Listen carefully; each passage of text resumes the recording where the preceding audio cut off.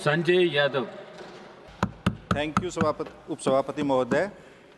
Budget पे चर्चा के लिए अवसर देने के लिए मैं हमारी पार्टी के राष्ट्रीय अध्यक्ष आदरणीय श्री लालू प्रसाद जी, नेता प्रतिपक्ष श्री तेजस्वी यादव और आपका भी धन्यवाद देता हूं। महोदय, यह बजट आर्थिक विकास का नहीं बल्कि जुमलों का एक दस्तावेज है और बिहार के लिए तो यह एक चुनावी बुलबुला है। जैसे ही चुनाव खत्म होगा ये बुलबुला फट जाएगा। यह आम आदमी और किसानों का नहीं बल्कि यह बाजार और धनवानों का बजट है।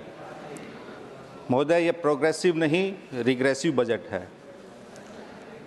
इस बजट में युवाओं को, किसानों को, बेरोजगारों को, छात्रों को, उनके लिए इस बजट में कुछ नहीं है। उनके लिए सरकार ने इस बजट में नौकरी को ना कहा, महंगाई को मोर, धरातल पर कुछ नहीं बिना बात का शोर। तो इस बजट में किसी के लिए कुछ नहीं है। अभी मैं सुन रहा था, हमारे उड़ीसा के साथी बोल रहे थे, बाकी इधर के भी साथी बोल रहे थे कि इस बजट में बिहार को बहुत कुछ मिला है। साथियों, यह सच्चाई नहीं है। बिहार को इस बजट में कुछ नहीं मिला। 2015 से वही घोषणाएं बार बार हो रही हैं। 1,65,000 करोड़ का माननीय प्रधानमंत्री ने 2015 में एक तरह से बोली लगाते हुए कहा था कि 1,65,000 करोड़ का। आप जितने भी पिछले 10 वर्ष के बजट उठा के देखिए, वही चीज़ रिपीट हो रही है। बिहार के लिए बजट में घोषणा यहाँ संसद से शुरू होती है और संसद में ही ख़त्म हो जाती है। यहाँ की घोषणाएं दिल्ली का बॉर्डर भी पार नहीं कर पाती। बिहार तो फिर भी 1,000 किलोमीटर दूर है। महोदय, इनकी जो घोषणाएं हैं वो बिहार में बने हुए पुलों की तरह हैं। कागजों में तो ये घोषणाएं बहुत शानदार, लंबी, चौड़ी और चमचमाती हुई नज़र आती है, लेकिन धरातल पे उतरते हुए ही जैसे बिहार में वो भर भरा कर पुल गिर जाते ही, ऐसे ही इनकी घोषणाओं का हश्र होता है। हमारे बिहार में भोजपुरी में कहावत है, गाछ में कटहल होठ में तेल। यानी जब कटहल पेड़ पे रहता है तो लोग होठ पे तेल लगा लेते हैं। तो पिछले 10 वर्ष से वहाँ की सरकार और बिहार के लोग झोली फैला के खड़े हैं कि कब कटहल से पेड़ गिरेगा, कब हमारा कल्याण होगा, उसको खाएंगे। खाली घोषणाएं हो रही हैं, कुछ नहीं मिला है। महोदय, जैसा हम आपसे पूछना चाहते हैं कि बिहार को क्या वह मिला जिसकी बिहार को ज़रूरत थी? क्या बिहार को वह मिला जो पटना ने मांगा था, या बिहार को वह दिया गया जो दिल्ली देना चाहती थी? जो इस सवाल का जवाब देगा वो बिहार और बिहार के लिए इस बजट का महत्व समझ जाएगा। महोदय, बिहार के लिए योजनाएं तो बहुत बनाई जाती है और डंके की चोट पे बताई भी जाती है, लेकिन उनकी वास्तविकता अलग है। जैसे कि इस बजट में बिहार के बारे में 4-5 चीज़ों का जिक्र हुआ। 4-5 बार बिहार का नाम आया। चूंकि चुनावी वर्ष है तो लोगों को लगा कि पता नहीं बिहार को क्या मिल गया। एयरपोर्ट्स की बात हुई। इन्होंने कहा कि बिहार में 2 नए ग्रीनफील्ड एयरपोर्ट्स बनाए जाएंगे। कहाँ बनाए जाएंगे उसका जिक्र नहीं है। कितनी राशि आवंटित हुई उसका जिक्र नहीं है। सुनने में आया बाद में कि एक सोनपुर में बनाया जाएगा, एक राजगीर में बनाया जाएगा। महोदय, उसकी भौगोलिक स्थिति बताते हैं। बीच में पटना है, उसमें कहा कि 2 एयरपोर्ट पहले, एक पटना का एक्सपेंशन चल रहा है, कितने वर्षों से चल रहा है और हर बजट में उसका जिक्र होता है। इस बजट में भी जिक्र कर दिया कि पटना में एयरपोर्ट का एक्सपेंशन हो रहा है, बीटा में भी होना है, ब्राउन फील्ड बनाएंगे। 2 ग्रीनफील्ड एयरपोर्ट की बात हुई, सोनपुर और राजगीर। 2 एग्जिस्टिंग और 2 बनाने की बात हुई। महोदय, 65 माइल्स की दूरी में ये चारों एयरपोर्ट हैं। 65 miles and around 57 nautical miles. क्या वाइबिलिटी होगी चारों एयरपोर्ट्स की? आप इधर सोनपुर में बनाएंगे, इधर राजगीर में बनाएंगे, बीच में पटना और बीटा का ऑलरेडी एग्जिस्टिंग है। तो उसका उद्देश्य क्या है? उद्देश्य यही है, 65 माइल्स में अगर इस देश में 4 एयरपोर्ट कहीं होंगे तो हमारा भी ज्ञानवर्धन कर दीजिएगा। हम तो माननीय वित्त मंत्री और आप सरकार से कहना चाहेंगे, इन एयरपोर्ट्स की क्या वाइबिलिटी होगी? 65 माइल्स में 4 एयरपोर्ट जो आपने प्रपोज किए हैं, और ये नहीं बताया कहाँ बनेंगे और क्या राशि होगी। हम तो यही कहेंगे कि पहले बोलते हैं कि 2005 से पहले तो सृष्टि नहीं थी, जैसे कहते हैं 2014 से पहले कुछ नहीं होता था। तो 2005 से पहले बिहार में इंटरनेशनल फ़्लाइट चलती थी।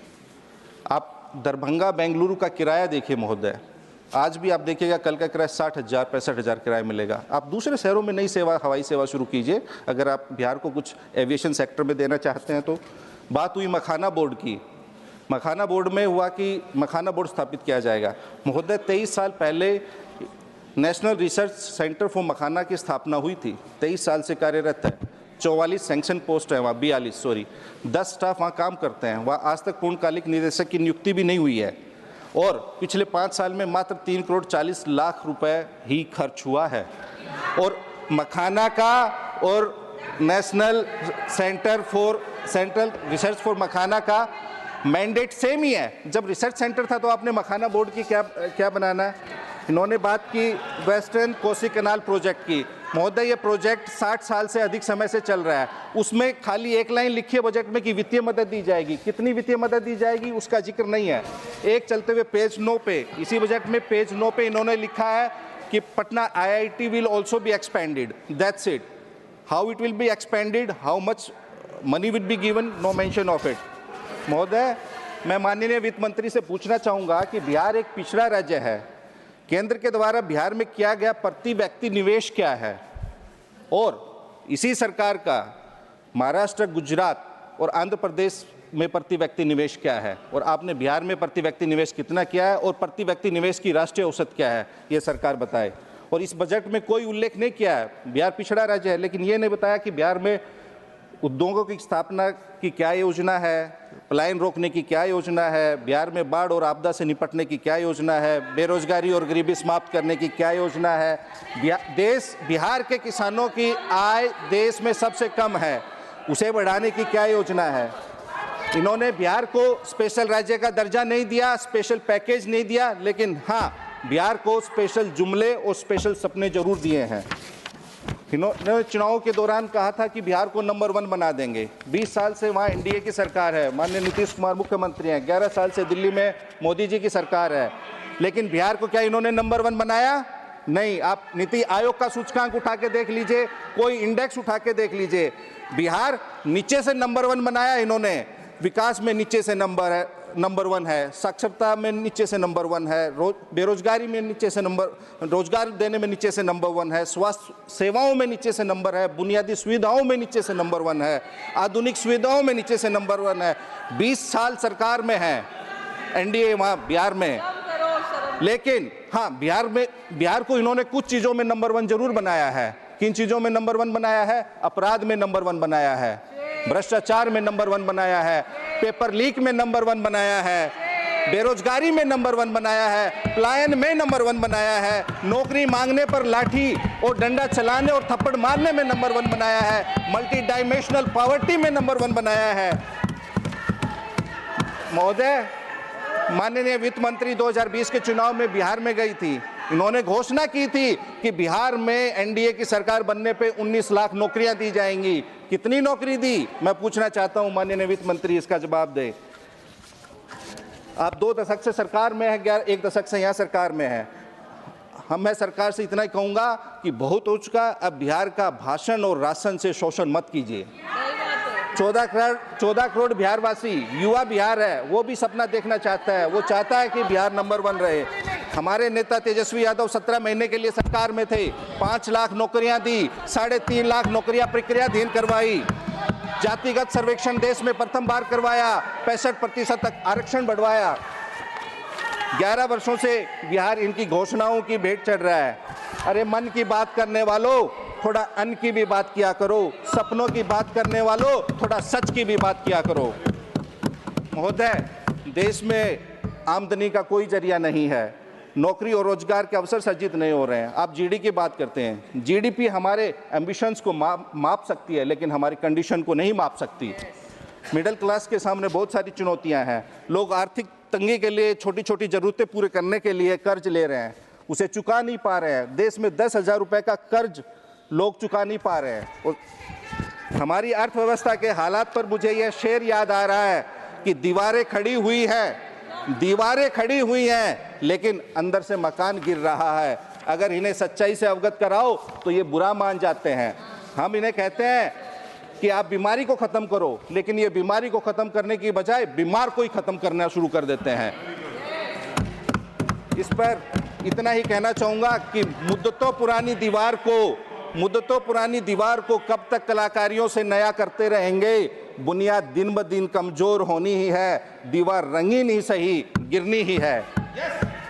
ये महोदय, इन्होंने इस देश के नौजवानों की आशाओं को निराशाओं में बदल दिया है। नोटबंदी ने आबाद व्यापार को बर्बाद कर दिया है, मुमकिन को नामुमकिन कर दिया है, सुख को दुख में बदल दिया है और देश की प्रगति को दुर्गति की अग्नि में झोंक दिया है। इन्होंने बेरोजगार और युवाओं पे इतना अत्याचार कर रहे हैं कि अग्निवीर की योजना लेके आए, ठीक है आप ले आए, लेकिन अब अग्निवीर का अगर कोई फॉर्म भरता है उसको 550 रुपये देना होता है और उसके ऊपर 18% GST देनी होती है। ये इन्होंने युवाओं के साथ किया है। पेज नंबर 12 पे इसी बजट में माननीय वित्त मंत्री ने मेक इन इंडिया का जिक्र किया। आपने क्या मेक इन इंडिया किया है? इन्होंने मेक इन इंडिया किया है, महंगाई में मेक इन इंडिया हुआ है, बेरोजगारी में मेक इन इंडिया हुआ है, गरीबी मेक इन इंडिया हुई है, पलायन मेक इन इंडिया, नफरत और घृणा का मेक इन इंडिया किया है इन्होंने। महोदय, जब अगर आप आगे बढ़ना चाहते हैं, देश को आगे बढ़ाना चाहते हैं, अर्थव्यवस्था को आगे बढ़ाना चाहते हैं, तो जब मुल्क में शांति, सौहार्द, प्रेम और भाईचारा होगा, समावेशी नीतियों और संवैधानिक मूल्यों के अनुरूप निर्णय लिए जाएंगे, तभी हमारी अर्थव्यवस्था आगे बढ़ेगी। अन्यथा सामाजिक सद्भाव रहेगा तो ही देश आगे बढ़ेगा, नहीं तो चंद लोगों को छोड़ के कोई आगे नहीं बढ़ेगा। महोदय, हालात खराब होने से कौमें तबाह नहीं होती, हालात खराब होने से कौमें तबाह नहीं होती, दिमाग खराब होने से कौमें तबाह होती है। और दिमाग कौन खराब कर रहा है? इन लोगों की, हम बेरोजगारी की बात कर दें, इन लोगों की, सरकार में बैठे लोगों की धार्मिक भावनाएं तुरंत महोदय 1 मिनट लूंगा, मेरी पार्टी का समय है। इन लोगों की धार्मिक भावनाएं तुरंत आहत हो जाती है, लेकिन देश में, समाज में व्याप्त असमानता और बेरोजगारी को लेके इनकी कभी भी भावना आहत नहीं होती। खाली इनके पास धार्मिक की भावना है, मानवीय भावना नहीं है इन लोगों के पास। और मैं तो वित्त मंत्री से इतना कहना चाहूँगा कि देश में आज इतना गुस्सा, घृणा, नफरत, अहंकार है कि कुछ नेता भी फैला रहे हैं, कुछ गोदी मीडिया के चैनल भी फैला रहे हैं, आप कुछ व्यक्ति भी और कुछ इंस्टीट्यूशंस भी। तो आप, अगर आपको GST लगानी है तो आप नफरत, घृणा पे 100% GST लगाइए, ताकि हमारे देश में सामाजिक सौहार्द और सद्भाव बना रहे।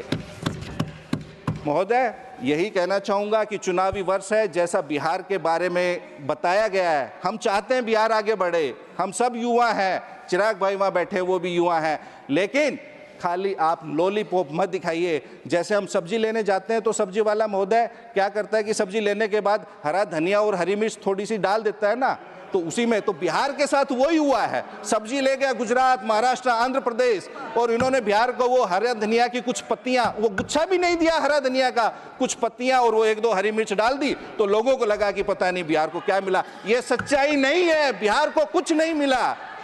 तो ये महोदय, आपका बहुत बहुत धन्यवाद। इसी बात के साथ मैं अपनी बात को समाप्त करना चाहूँगा। Thank you.